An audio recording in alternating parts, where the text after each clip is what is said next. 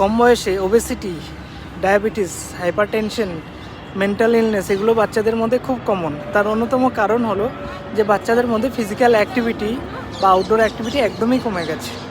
কিভাবে বাড়ানো যায় আউটডোর অ্যাক্টিভিটি, এটা নিয়ে আমরা সবাই অত্যন্ত চিন্তিত। রিসেন্টলি একটা পাবলিশড আর্টিকেলে এটার উপরে স্টাডি হয়েছিল। সেখানে ডিজিটাল স্ক্রিন টাইম কমানোর উপর জোর দেওয়া হয়েছিল এবং দেখা গেছে যে প্রত্যেকটা দিন 3 ঘন্টা স্ক্রিন টাইম কমাতে পারলে বাচ্চাদের খেলাধুলা, আউটডোর অ্যাক্টিভিটি 1 ঘন্টা করে বেড়ে যায়। এবার কিভাবে আমরা স্ক্রিন টাইম কমাবো সেটার উপর অনেক স্ট্র্যাটেজি আছে। আমার নেক্সট ভিডিওতে এই স্ট্র্যাটেজিগুলো নিয়ে আলোচনা করব।